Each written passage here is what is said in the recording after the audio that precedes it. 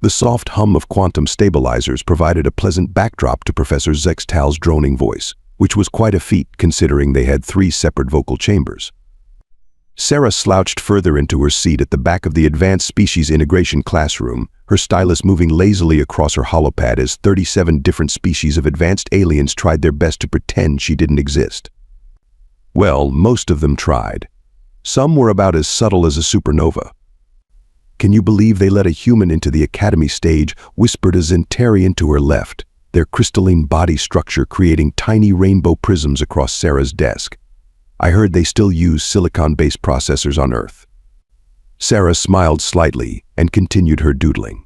The Zentarian would probably be less amused to know that those primitive silicon processors had helped humans crack the code for stable crystalline consciousness transfer, something the Zentarian's own species had been struggling with for centuries. Now class Professor Zextal's 3 voices harmonized in what they probably thought was a diplomatic tone. "Today we'll be discussing the integration of Level 2 civilizations into the galactic community. While some species' technological development may be quaint by our standards." Here, all 6 of their eyes swiveled meaningfully towards Sarah. It's important to remember that even the most primitive cultures can eventually contribute to galactic society in their own small way. Sarah's stylus paused momentarily above her holopad as she fought back a snort. The professor's condescension was almost as impressive as their complete failure to notice what she was actually working on. On her screen, complex quantum mechanical equations sprawled across the surface like an artist's masterpiece, each calculation more elegant than the last. "Let's see," she thought, tweaking a variable in her latest equation. "If the quantum entanglement field maintains coherence across a non-linear time vector." She bit her lower lip, adding another set of calculations that would have made most theoretical physicists weep with joy. Yes, that could work. Earth's primitive quantum computers could process this in microseconds. "Miss Sarah," all 3 of Professor Zextal's voices cracked like whips across the classroom. "Perhaps you'd care to join us in the present moment? Or is our discussion of advanced civilizations too complex for your understanding?" Several of her classmates tittered, their various anatomies shaking with barely suppressed amusement. A Valaxian in the front row actually had the nerve to emit sympathetic pheromones. Sarah looked up slowly, her face the perfect picture of embarrassed contrition. "Sorry, Professor. I was just thinking about how fascinating it is that most Level 3 civilizations still haven't solved the quantum decoherence problem in their AI cores. It must be so frustrating to have your artificial intelligences limited by quantum state collapse."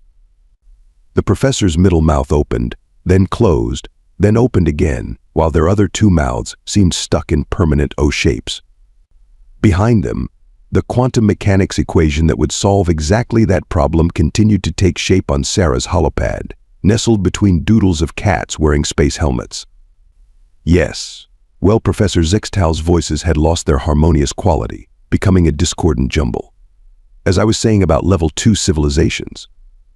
Sarah returned to her doodling, adding a few more variables to her equation. In the margins of her notes, a cat in a space helmet winked at her. Just another day at the Galactic Academy, she thought, hiding her smile behind her hand. Wonder how long it'll take them to realize that humans aren't actually the primitive ones here.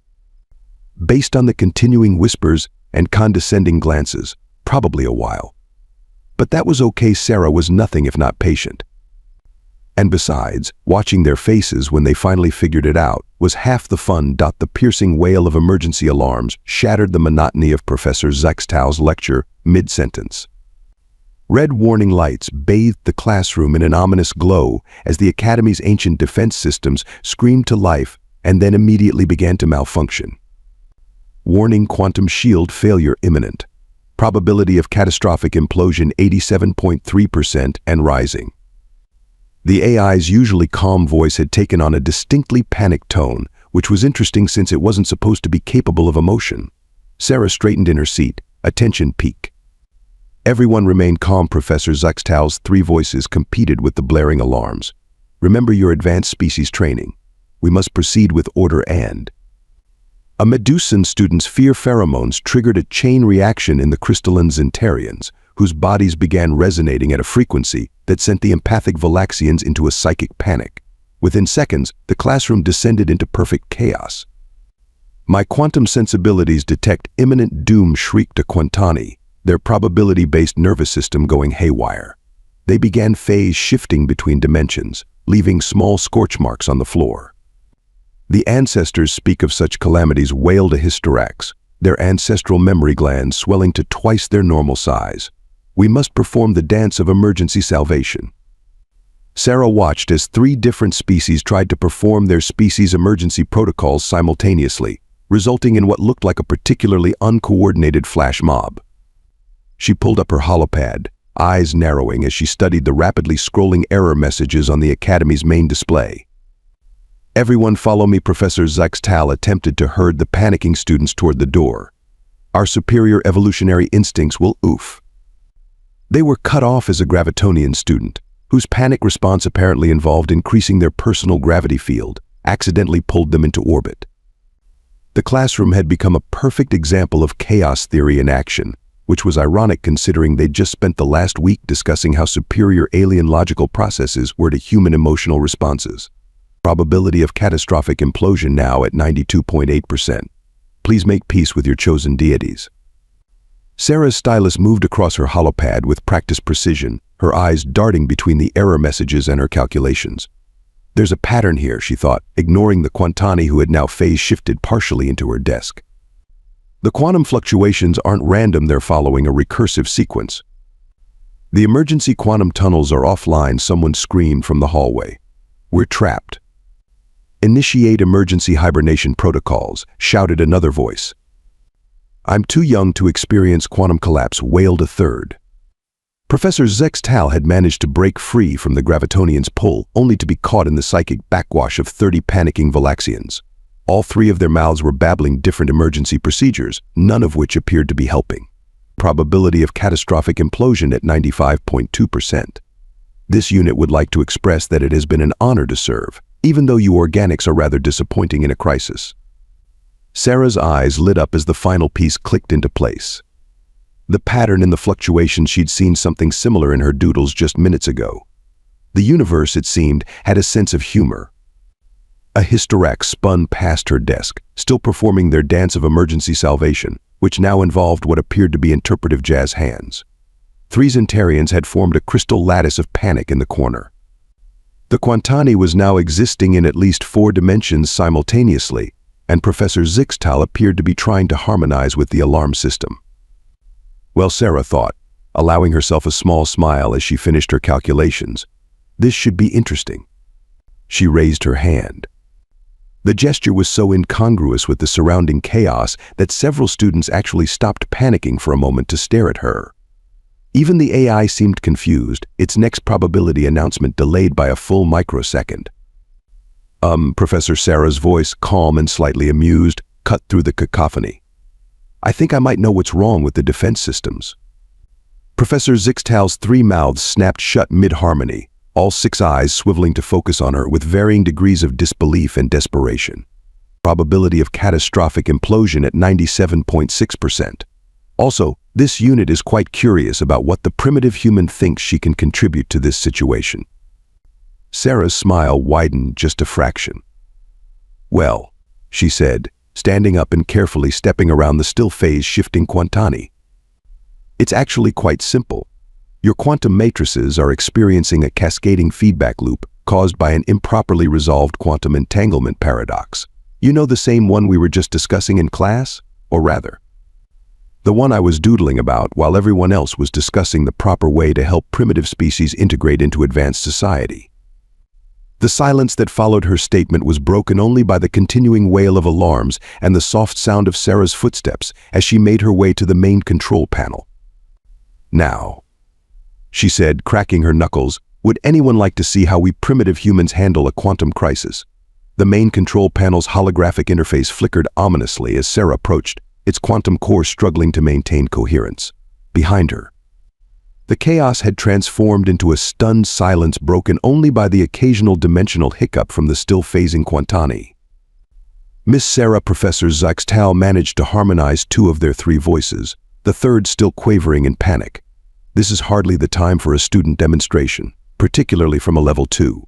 Probability of catastrophic implosion now at 98.9%. This unit suggests spending these final moments contemplating the irony of being destroyed by your own superior technology.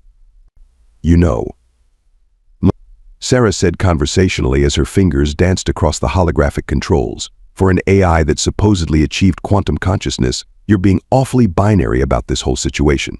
Success or failure, life or death. She glanced at the nearest sensor node with a smirk. Almost sounds like something a primitive human would come up with. The AI's response was delayed by another microsecond.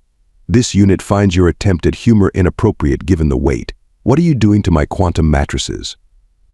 Oh, just applying some primitive Earth mathematics, Sarah replied, pulling up her earlier doodles on the main display. See, while everyone was busy discussing how quaint Earth's technology is, I was actually solving the quantum decoherence problem that's been giving your systems hiccups for the past few centuries. The complex equation she'd been working on earlier spread across the display like a mathematical spiderweb. Several Zentarians reflexively formed crystal lattices of shock. That's impossible, whispered a Valaxian, their empathic tendrils twitching in disbelief. Those are 12-dimensional quantum calculations. 13, actually, Sarah corrected, still typing. I added an extra dimension for fun. You know how we humans love our recreational mathematics. Professor Zixtal floated closer, all 6 eyes wide as they studied the equations. But this completely revolutionizes our understanding of quantum mechanics. How did you? Well, Sarah said, highlighting a particular section of her work. Remember last week when you were explaining how primitive it was that humans still use chaos theory? Funny thing about chaos, it's actually perfect for understanding quantum systems. We just needed to apply it in 13 dimensions instead of 3. She paused, grinning. Though I suppose that might be a bit much for a level 2 civilization to explain. Probability of catastrophic implosion now at processing recalculating this unit is experiencing what organics might call confusion. That's because I'm rewriting your quantum base code, Sarah explained, her fingers never stopping their dance across the interface. See, your systems were so focused on maintaining perfect quantum coherence that they created a recursive feedback loop. Like trying so hard not to think about something that it's all you can think about. She highlighted another section of equations. But if we apply a little human chaos theory, add some quantum uncertainty principles that we developed while working on our primitive silicon processors, and she made one final adjustment. The alarms cut off mid-wail. The red emergency lights faded. The Quantani finally settled into a single dimension with a small pop. There we go, Sarah said cheerfully. Crisis averted. Oh, and I took the liberty of upgrading your quantum processors while I was in there. You should find your consciousness stream runs about 50% more efficiently now. This unit feels optimized. The classroom remained frozen in shocked silence. The Hystorax had stopped mid-dance, their ancestral memory glands pulsing in confusion. The Zentarians' crystal matrices were vibrating at frequencies previously thought impossible. Professor Zextal's 3 mouths hung open in perfect synchronization. Sarah gathered her holopad and stylus, tucking them into her bag. If anyone's interested, she said casually, I'd be happy to explain how Earth's primitive understanding of chaos theory just saved an advanced quantum AI from collapse. Though, she paused at the door, allowing herself a small smirk. I wouldn't want to overwhelm any superior alien intellects with our quaint human concepts. As she strolled out of the classroom, she heard the AI's newly optimized voice. This unit requests immediate access to all available information about human chaos theory. Also, this unit would like to apologize for the earlier primitive comments. That was, as humans say, not cool. Sarah's laughter echoed down the hallway, accompanied by the sound of 37 different species of advanced aliens trying to process what they'd just witnessed. Behind her, Professor Zixtal's 3 voices whispered in perfect harmony. I believe we may need to revise our definition of primitive. Back at the control panel, Sarah's fingers flew across the holographic interface with practiced ease, much to the amazement of her alien classmates. A Gravitonian student had drifted closer, their personal gravity field fluctuating with curiosity. Fascinating, they murmured. How are you achieving such precision with only 5 digits per appendage? Oh, you know us primitive humans, Sarah replied, not looking up from her work. We've had to adapt to our tragic lack of tentacles and quantum-sensitive appendages. though I suppose having fewer fingers does make it easier to keep track of them all. The system's code streamed across the display, a waterfall of quantum algorithms that Sarah navigated with the casual confidence of someone reading a children's book. She paused occasionally to add annotations, her primitive modifications seamlessly integrating with the alien technology. "Interesting choice of architecture here," she commented, highlighting a particularly complex section. "Whoever designed this must have really enjoyed making things unnecessarily complicated. It's almost like they were showing off, though I'm sure that's just my primitive human perception of your superior engineering practices." Professor Zixtal had managed to close 2 of their 3 mouths, but the middle one remained agape as they watched Sarah work. "The quantum matrices. You're rewriting them in real time? Without a neural interface?" Sarah hummed, adding another layer of code. "Just using good old-fashioned human brain power. You'd be amazed what you can accomplish with simple binary thinking and a dash of chaos theory." The defense system's core began to pulse with a steadier rhythm, its quantum fluctuations stabilizing under Sarah's modifications. A Zentarian student's crystalline structure resonated in harmony with the changing frequencies. "There we go," Sarah muttered, making a few final adjustments. "Just had to remind your quantum processors that sometimes a little uncertainty is a good thing." They were so focused on maintaining perfect quantum states that they forgot how to actually function. With a final keystroke, she stepped back from the panel. The system's hum settled into a smooth, comfortable tone like a cat purring contentedly after finding the perfect sunny spot. "This unit finds itself operating at 143% of previous maximum efficiency," announced the AI, its voice now carrying a distinct note of awe. "Human Sarah, this unit would like to express gratitude." "Don't mention it," Sarah said, gathering her things. "Just remember, sometimes the most elegant solution is the simple one, even if it comes from a species that still thinks binary code is neat." She made her way back to her seat at the rear of the classroom, 37 different species of aliens tracking her movement in stunned silence. Professor Zextal's third mouth finally closed with an audible click. Settling into her chair, Sarah pulled out her holopad and stylus once more. The screen still displayed her doodles from earlier, the very equations that had just saved the Academy from quantum collapse. With a small smile, she added a few more lines, expanding on her earlier work. "This." Miss Sarah, Professor Zixtal finally managed to harmonize their voices again. "Perhaps you would be willing to explain your methodology to the class." Sarah looked up, tapping her stylus thoughtfully against her chin. "Oh, I wouldn't want to overwhelm anyone with primitive human concepts," she said sweetly. "Besides, I'm sure there are more important topics to cover, like how superior species handle crisis situations with their advanced evolutionary instincts." Somewhere in the front of the room, a Valaxian's empathic tendrils curled in embarrassment. Sarah returned to her doodling, adding a small sketch of a quantum processor wearing a party hat. Above it, in neat handwriting, she wrote Lesson 1. "Sometimes the primitive solution is the right one." The Academy's High Council chamber buzzed with agitated energy as 12 of the galaxy's most prestigious academics examined the contents of a simple holopad. Dean Vex Thor's primary consciousness core pulsed with increasing frequency as they scrolled through Sarah's collection of doodles. The Dean's voice modulator crackled with emotion. "This is a solution to the Andromeda integration paradox, the one that stumped our best minds for 3 centuries. "Oh, that." Sarah sat quietly in the witness chair, looking almost bored. "I was just trying to figure out why your cafeteria's quantum food synthesizers always make human coffee taste like expired Starship fuel." Professor Zixtal, now serving as Sarah's academic advocate, quickly flipped to another page. "And this one here. A complete reformulation of trans-dimensional travel theory," interrupted council member PH Trix, their crystalline form vibrating with excitement, "using principles so simple that even a primitive human could understand them," Sarah suggested helpfully. "Amazing what you can accomplish with basic pattern recognition and a tendency to doodle when bored." The council exchanged worried glances as they continued through her work. Each page revealed another breakthrough, each solution more elegant than the last. Sarah's distracted sketches during History of Advanced Civilizations had solved the quantum temporal displacement problem.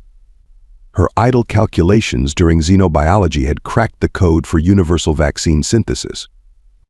In Advanced Species Integration, Professor Zextal added, their voices unusually humble. While we were discussing the limitations of Level 2 civilizations, she apparently developed a working theory for consciousness transfer between organic and synthetic beings. The lecture was very long, Sarah explained with a small shrug. And your AI seemed lonely. Dean Vexthor's consciousness core had reached a concerning shade of purple. Miss Sarah, do you realize what this means? These solutions, they could advance galactic civilization by centuries. Probably more like decades, Sarah corrected, examining her fingernails. You'd be surprised how many of these problems we humans have already solved. We just didn't want to show off, being primitive and all. The silence that followed was broken only by the sound of Professor Zextal's three mouths opening and closing in rapid succession. Why didn't you say anything? Council member Trix finally asked. Sarah's smile was almost gentle. Would you have listened? Besides, sometimes the best way to teach advanced species is to let them figure things out for themselves. It's a very primitive human educational technique. We call it learning from experience. The council members shifted uncomfortably in their seats, their various anatomies expressing different shades of embarrassment. Well, Dean Vexthor managed after a moment, I believe we owe you and humanity a rather significant apology. Oh, don't worry about it, Sarah said, standing up and collecting her holopad. Though if you're really interested in making amends, you might want to look at page 394. I think I solved your quantum coffee problem too. As she walked out of the chamber, leaving behind 12 of the galaxy's most brilliant minds frantically flipping through her notes, Sarah allowed herself a small chuckle. Sometimes the best way to prove your worth wasn't to shout about it. Sometimes you just had to let them figure it out on their own. Even if it meant waiting for superior species to catch up with primitive human thinking. The lecture hall was packed to capacity, with students from across the galaxy quite literally stacked on top of each other. 3 gravitonians hovered near the ceiling, their personal gravity fields carefully calibrated to avoid pulling anyone into orbit. A group of Quantani had figured out how to phase shift just enough to share the same space without causing a dimensional collapse. Even the crystalline Zentarians had formed a complicated lattice in the back corner to maximize seating efficiency. Everyone was trying to get as close as possible to the back row, which was ironic, considering that just a few weeks ago, it had been the most avoided spot in the academy. Sarah walked in right on time, hiding her amusement as Professor Zextal scrambled to arrange her teaching materials with all 3 sets of hands. Professor Sarah, they harmonized anxiously. I've quantum sorted today's case studies and prepared 17 different historical examples of human solutions that revolutionized galactic society. Thank you, teaching assistant Zextal, Sarah said kindly, setting her own holopad down on the desk.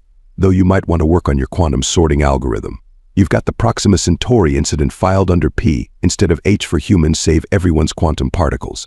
Again. A ripple of laughter went through the classroom. Sarah turned to face her students, noting with satisfaction that even the AI teaching interface was paying rapt attention. Now, from my primitive human perspective, she began, smiling as every student, organic and synthetic alike, leaned forward eagerly. The most elegant solution is often the one that makes you feel stupid for not thinking of it sooner. For example, who can tell me why the Galactic Council spent 3 millennia trying to solve the universal translation matrix using quantum algorithms when they could have just used emoji? The lecture hall erupted in a flurry of note-taking. Even Professor Zextal's 3 mouths gaped in revelation. Human solutions to alien problems. Class 101, Sarah continued, pulling up a holographic display. Today's lesson: why overthinking is the real primitive approach, and how Earth's ancient try turning it off and on again methodology has solved 63% of all galactic tech issues. A Valaxian in the front row raised their empathic tendrils. Professor Sarah, is it true that you solved the million-body problem while waiting for your quantum coffee to brew? Actually, it was while trying to figure out why the quantum coffee maker kept achieving sentience, Sarah corrected.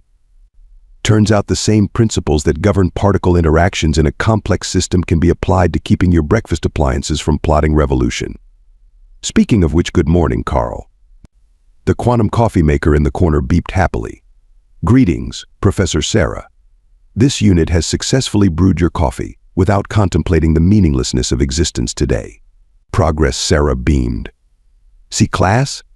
Sometimes the best solution is just making friends with your quantum-enabled devices instead of trying to prevent them from achieving consciousness. Professor Zextal quickly added make friends with quantum coffee makers to their notes, all three hands writing simultaneously. The rest of the lecture proceeded with Sarah breaking down complex galactic problems into what she called human simple solutions. The Zentarians' crystal mattresses vibrated with excitement when she explained how Earth's ancient duct tape concept could be applied to quantum field theory. The Quantani achieved perfect dimensional stability when she demonstrated how human meditation techniques could prevent unwanted phase shifting. By the end of the class, several students had to be treated for information overload. 2 AI systems had requested citizenship in the Human Federation, and Professor Zextal had filled 17 holopads with notes. Remember, Sarah called out as the students filed away. Next week we'll be covering how human procrastination accidentally solved the time paradox conundrum. Don't forget to do your homework, or do forget, and maybe you'll accidentally discover faster than light travel like we did. As the last students left, Professor Zextal approached her desk.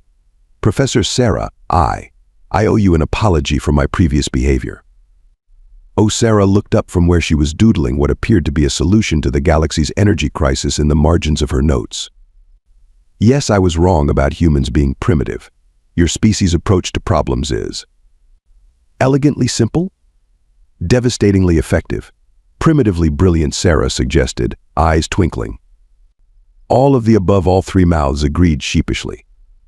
Well, Sarah said, gathering her things, in the primitive human tradition of teaching through experience, I'll let you figure out why being underestimated is sometimes the greatest advantage of all.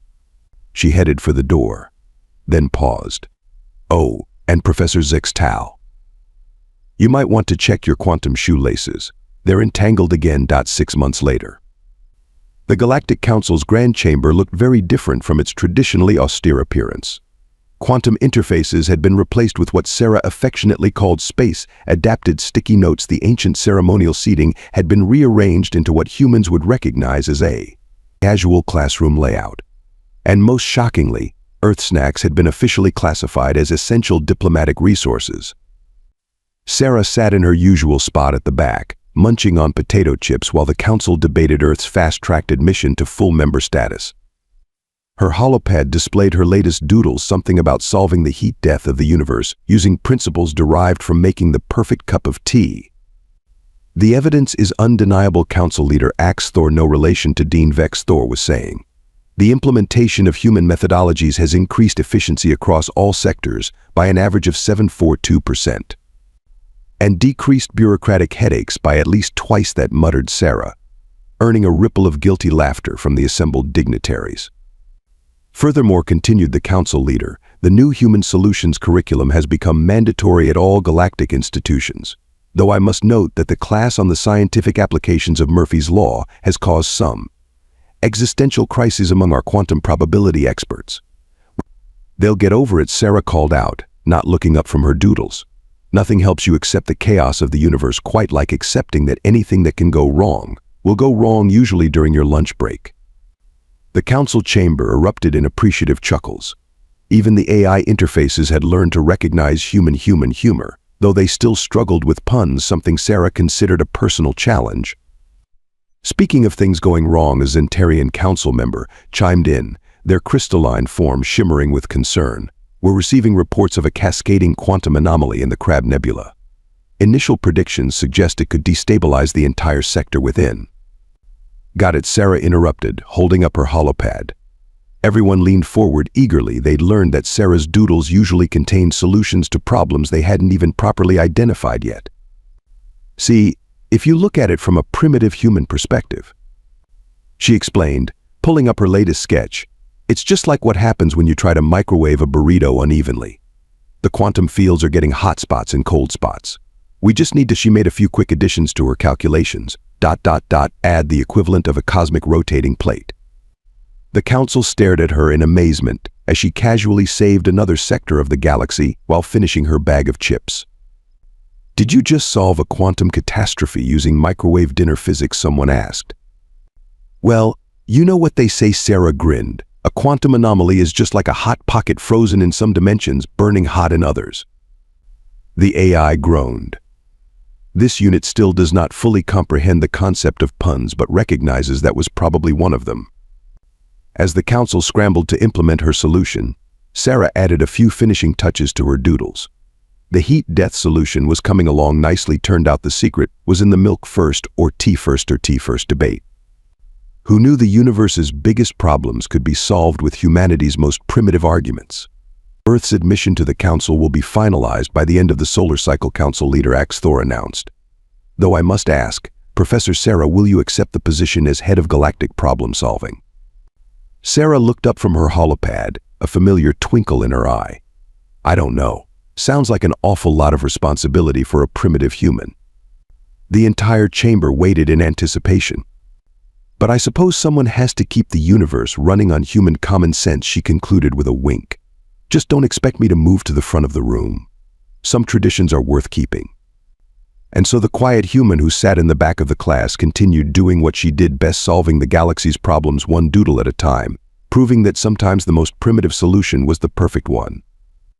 Though she did insist on installing quantum coffee makers in every office. After all, even saviors of the galaxy needed their caffeine fix.